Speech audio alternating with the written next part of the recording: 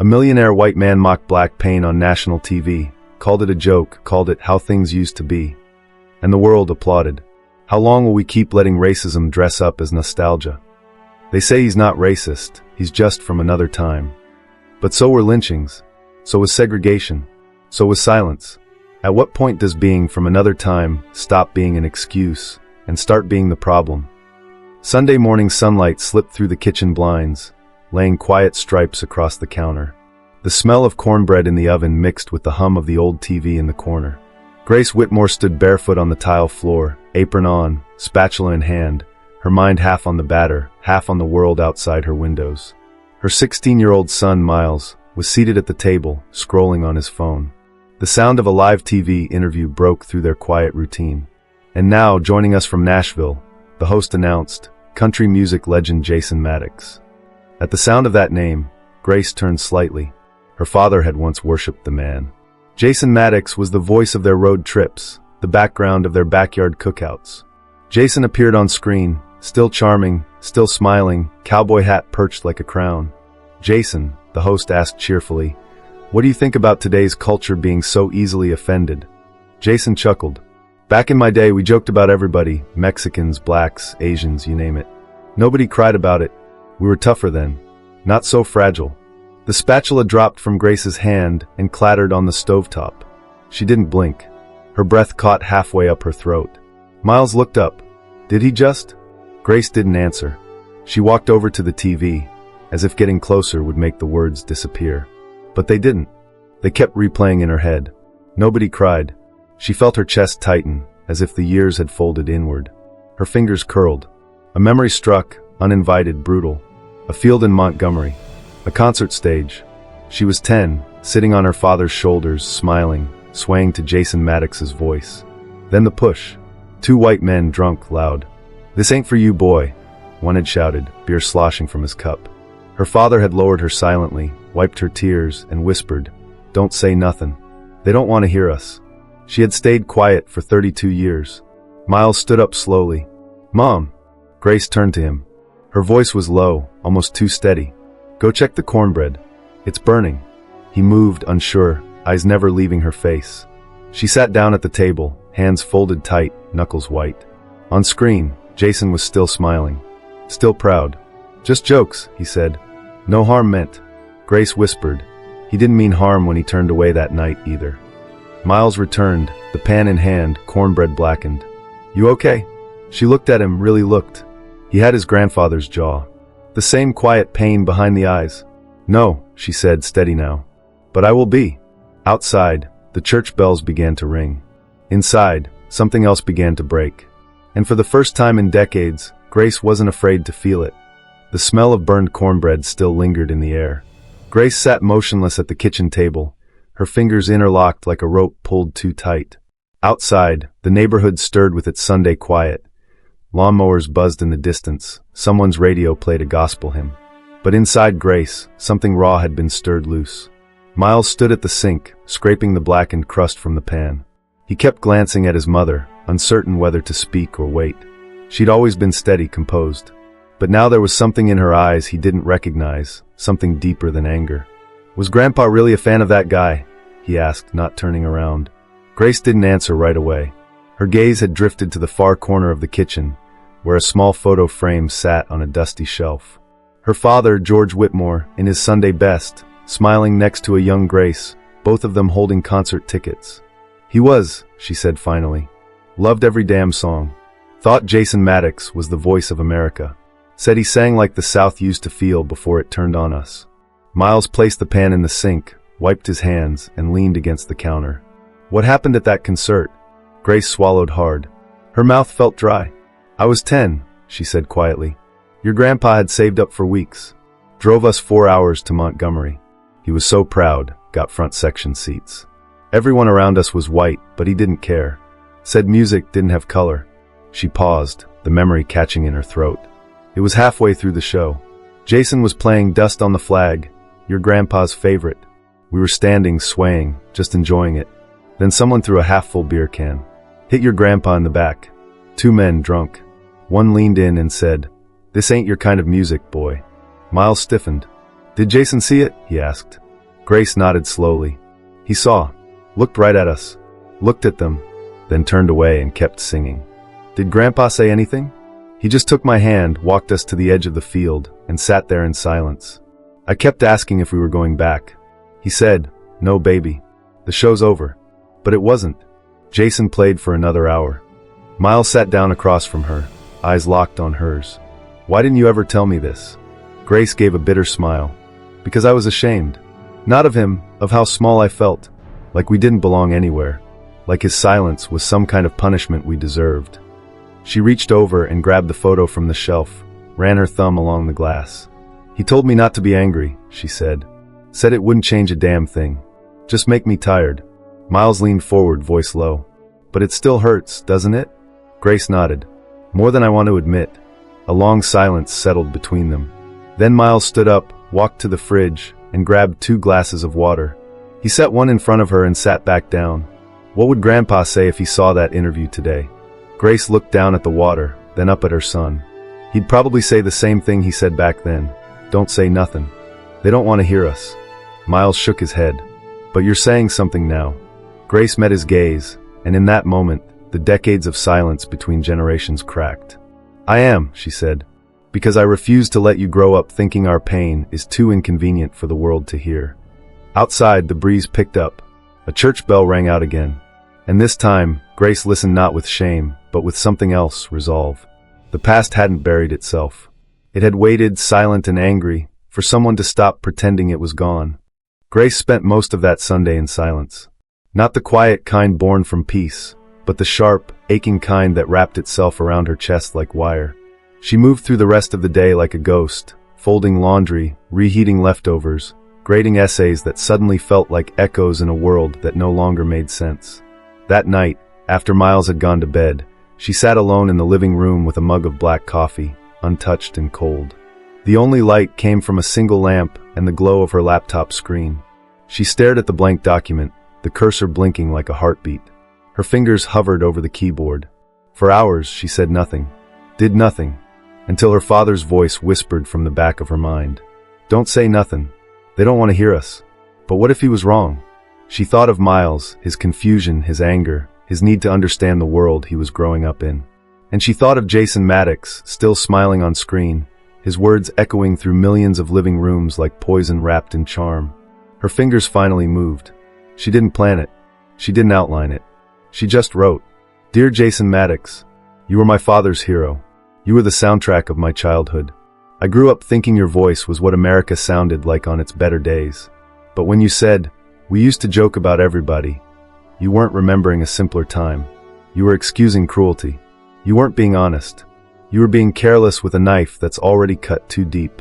I know you'll say you didn't mean harm, that it was just a comment, just an opinion. But Jason, when people like you speak, people like us bleed." She paused. Her hands trembled, but the words came faster now, not as a letter, but as a reckoning. She didn't write as a professor. She wrote as a daughter, as a mother, as a black woman who had spent most of her life pretending to be smaller than the rooms she walked into. When she was done, she read it aloud. Not to herself, but to the empty space where her father used to sit. She imagined him in his recliner, holding a mug of tea, nodding once with a quiet, proud smile. She titled it, "An Open Letter to Jason Maddox, from a Black Girl Who Loved Your Music Until You Mocked Her." Grace didn't think twice. She posted it to her blog, then to her public Facebook page. She hit publish, closed the laptop, and sat back. Her chest rose and fell, slower now. Not peace. Not yet. But something like breath. By morning, her inbox had exploded. Hundreds of shares. Thousands of comments. Some full of gratitude. Others full of rage. "You're brave. You're just another angry black woman. Thank you for saying what we've all felt. Go back to where you came from. Jason has done more for America than you ever will." Miles walked into the kitchen with his backpack slung over one shoulder and saw her phone buzzing nonstop. "Did you go viral?" he asked, half joking. Grace looked at him, her face unreadable. "I didn't mean to," she said. He scanned a few of the comments. "Are you okay?" She nodded slowly. "I am, but things might get a little loud." He raised an eyebrow. "Like loud how?" Grace took a sip of her coffee and smiled just a little. Like the kind of loud they try to silence. And for the first time, Miles smiled back. Not just because he was proud of her, but because, for the first time, he understood what courage looked like when it wore a quiet face. Later that afternoon, her department chair emailed her. "Let's chat soon about the tone of your recent post. We've received some concerns." Grace didn't reply. Not yet, because for once she had said something. And no one, no administrator, no fanbase, no aging country star, was going to make her take it back. The backlash didn't come all at once. It rolled in slowly at first, like a tide, then swelled into something sharp, loud, and full of teeth. By Wednesday, Grace had already been called a troublemaker, a liar, and a race baiter in every corner of the internet. Anonymous emails came in by the hour. Some cursed her name. Others threatened violence. Most were signed with fake names or no names at all. She sat at her desk on campus, trying to focus on her lesson plans, but the screen blurred. Her phone buzzed again, another message with the subject line, "You should have kept your mouth shut." Her fingers hovered above the delete key. She didn't delete it. Instead, she stared at the words, her jaw tightening. "Grace," came a voice from the doorway. It was Professor Ellen Marks, her colleague in the English department. Middle-aged, white, well-meaning in the way people often are when they haven't felt the fire themselves. "I just wanted to check in," Ellen said, stepping in with a half-smile. "All this noise must be overwhelming." Grace raised an eyebrow. "Noise? Well, you know, the article, your blog. Jason's fans are pretty intense." Grace set her pen down. "Do you agree with what he said?" Ellen hesitated. I think he grew up in a different time." "So did my father," Grace said flatly. "But he never made jokes that got people killed." Ellen shifted, clearly uncomfortable. "I'm just saying, maybe it's better to pick your battles." Grace stood up. "When they spray paint slurs on my car, Ellen, I think the battle picked me." That night, Miles ran into the house, breathless. "Mom," he said, eyes wide, "you need to come outside." They walked together to the driveway. Grace stopped cold. The word was written in red spray paint across the hood of her car, in block letters that screamed louder than any voice ever could. "Nigger." Miles looked around like someone might still be there. Grace just stared. "I'll call the cops," he said. She shook her head. "Let me." She dialed. Waited. When the officer arrived, he was young, white, and indifferent. He scribbled in his notebook, asked no real questions, and finally said, "Probably just some teenagers being stupid."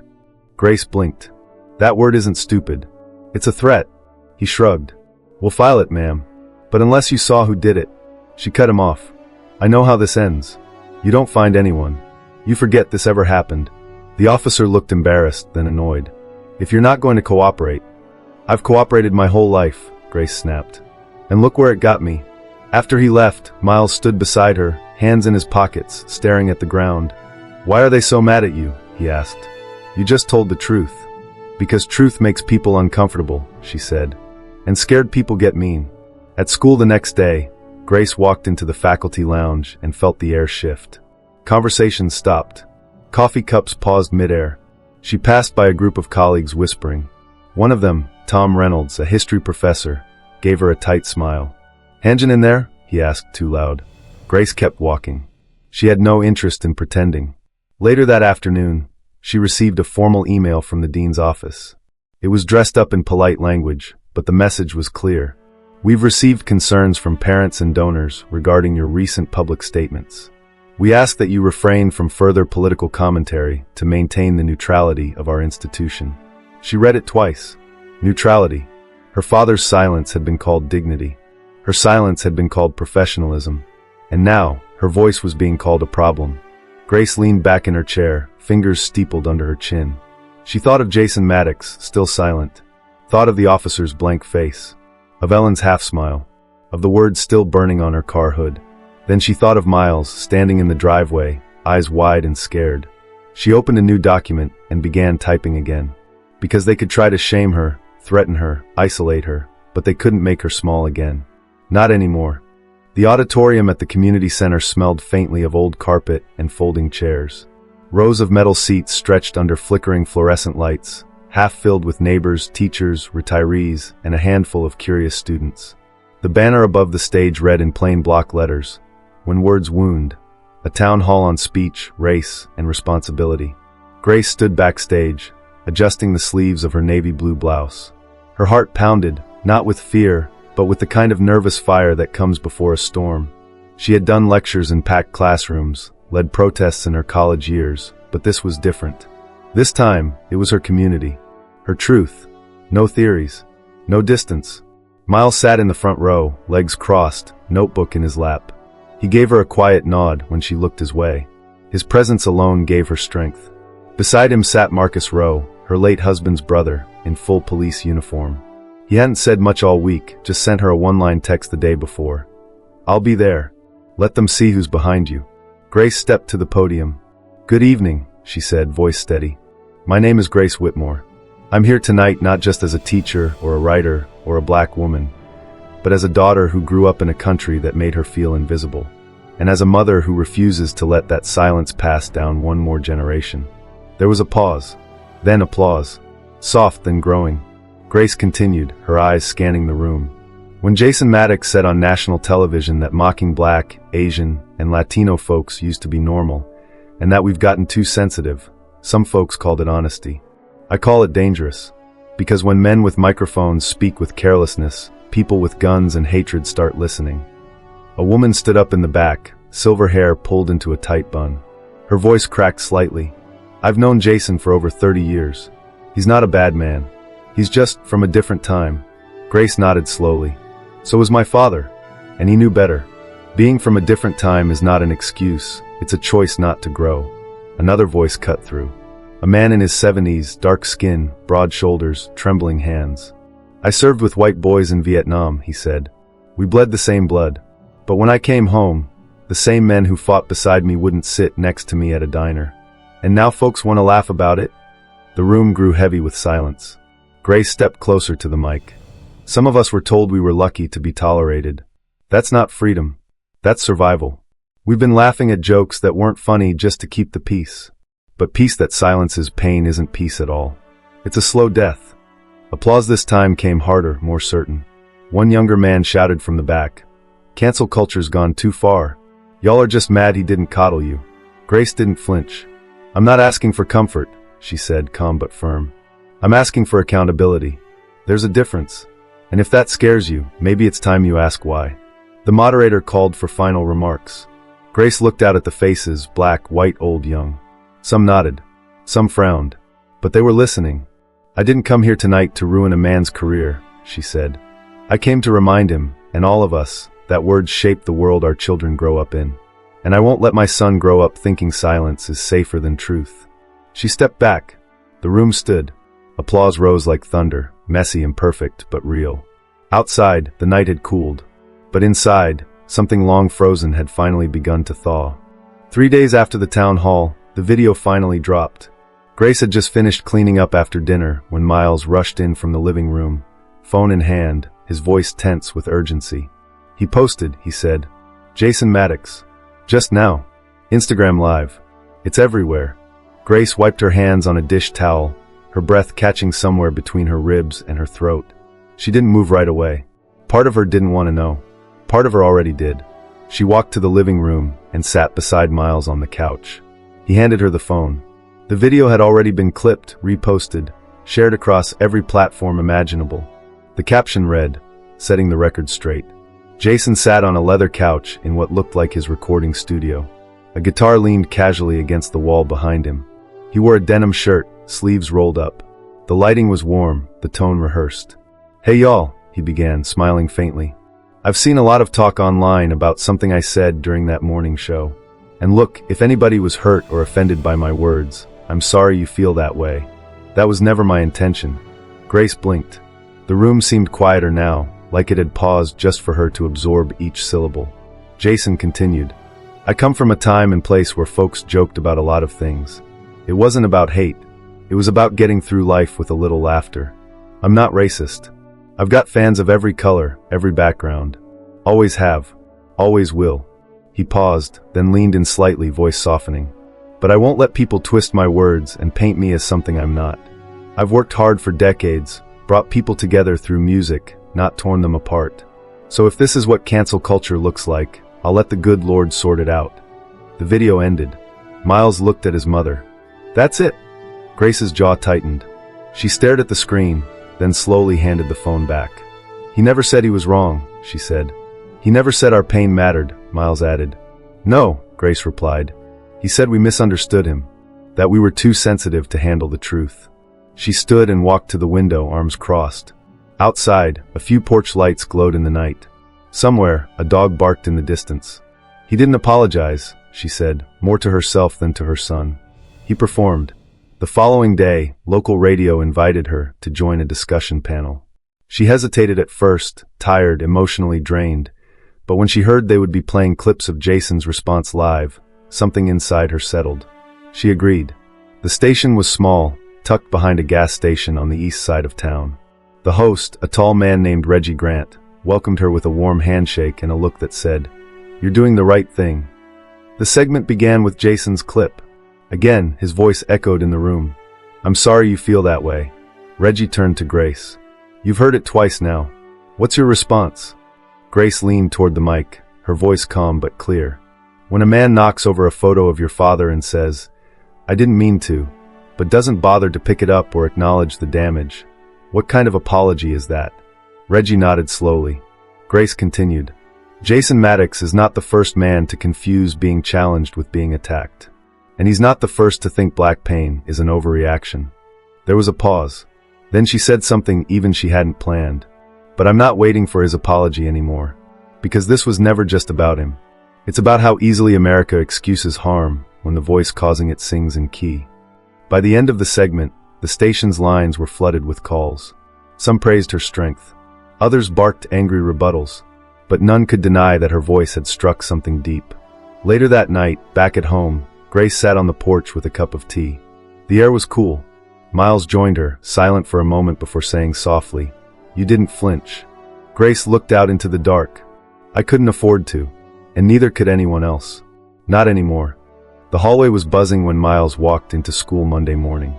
He could feel it before he even made it past the lockers. The glances, the half-whispers, the ones who looked away too quickly. He'd gotten used to being Grace Whitmore's son. But this was different. In homeroom, his teacher, Mr. Cole, paused before handing out the day's assignment. "Miles," he said, a little too formally, "do you have a moment after class?" Miles nodded, already knowing what it was about. After the bell rang, Mr. Cole shut the door and leaned against his desk. "Listen," he started, "I read your mom's open letter, and then I saw her on the radio panel. She's powerful. I hope you know that." Miles didn't respond right away. "I do," he finally said.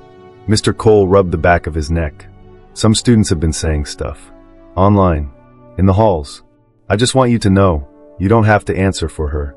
You're your own person." Miles looked him in the eye. "But I'm not separate from her." There was a silence between them. Then Mr. Cole smiled slightly. "You're a smart kid, Miles. If you ever want to write something for the school blog, you've got the space." That night, Miles sat at his desk with the blinds drawn. He opened a blank document. For 20 minutes, he didn't type a word.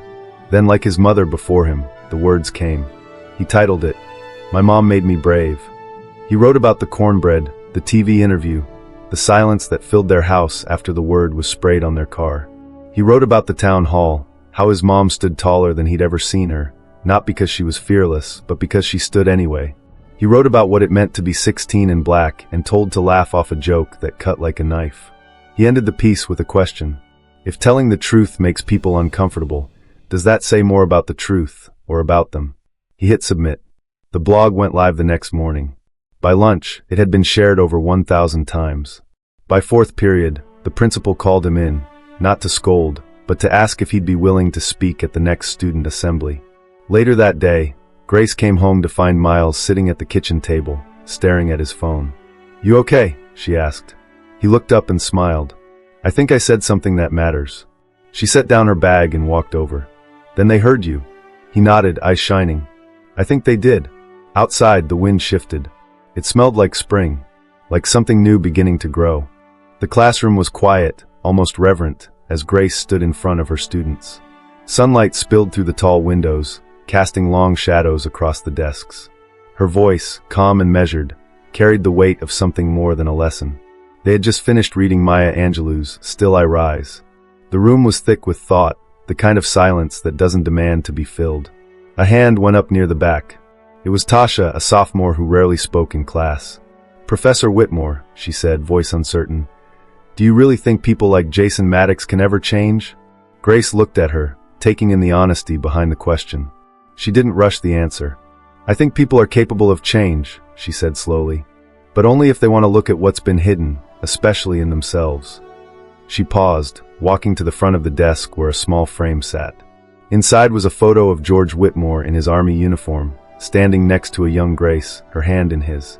My father believed in quiet dignity, she said. He taught me to keep my head high, even when others tried to push it down. But he also taught me silence. The kind that keeps you safe, but small. She turned back to the students, her voice stronger now. I spent years carrying that silence like it was my birthright. I thought it made me wise. But all it did was delay the moment I started truly living. Another student, Jordan, leaned forward in his seat.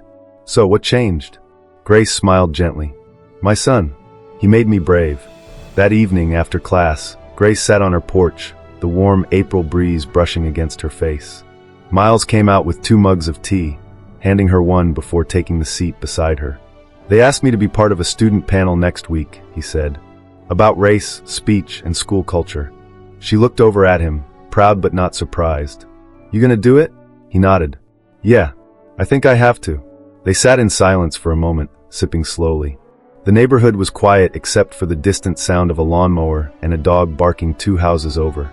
I used to think legacy was about what you leave behind when you die, Grace said. But maybe it's what you choose to give while you're still here. Miles glanced at her. Like a story? She smiled. Like a story, or a voice, or the courage to say, enough. He leaned back in his chair. Do you think they'll listen? Grace looked out at the horizon, where the sun was dipping just beneath the rooftops. Some will, she said. Others won't. But that's not the point. The point is that we spoke. Loudly. Clearly. Without apology. Miles nodded slowly. You think Grandpa would be proud? Grace's eyes softened, the wind catching her words just before they escaped. I know he would. They sat there until the sky turned lavender, until the streetlights flickered on one by one. No headlines, no camera crews, no applause. Just a mother and son, sitting in the echo of everything they dared to say. And in that quiet, they finally felt heard. Some stories don't end with cheers. They end with a quiet truth that stays with you, long after the crowd leaves, long after the voices fade. Grace Whitmore's story is one of those. What began as a careless remark by a famous man stirred something deeper than outrage. It uncovered generations of silenced pain. But instead of letting that pain settle back into quiet corners, Grace did the harder thing. She spoke, not because she wanted attention, not because she thought she'd win, but because she knew the cost of staying silent. Her journey reminds us that the weight of injustice isn't always in the headlines. It lives in classrooms where students learn whose voices matter. It lives in kitchen tables, in burned cornbread and late-night conversations between a mother and her son. It lives in the small courage it takes to say, "This hurts," even when the world rolls its eyes. For those of us who've seen more than a few decades pass, maybe this story feels familiar. Maybe you've bitten your tongue to keep the peace. Maybe you've told your children to let it go, hoping to protect them from a world that wasn't ready to change. But the lesson here is clear. Silence may feel safe, but it never heals. Grace didn't raise her voice to become a hero. She raised it so her son wouldn't inherit her silence. And in doing so, she passed down something more powerful than legacy. She passed down truth. Sometimes, that's the only thing worth leaving behind. And the only thing that ever moves the world forward. What does speaking up mean to you? After hearing Grace's story, her strength, her scars, and the legacy she chose to rewrite, do you believe silence is ever truly safe? Or does staying quiet just allow the same harm to echo into the next generation? Have you ever witnessed or experienced a moment when someone's words, whether careless or courageous, changed the way people saw you? We want to hear your truth. Drop your thoughts in the comments below. Share this video with someone who still believes it was just a joke. And if this story moved you even a little, hit that like button and subscribe to Unlocking Chains, where real stories break silence and build change.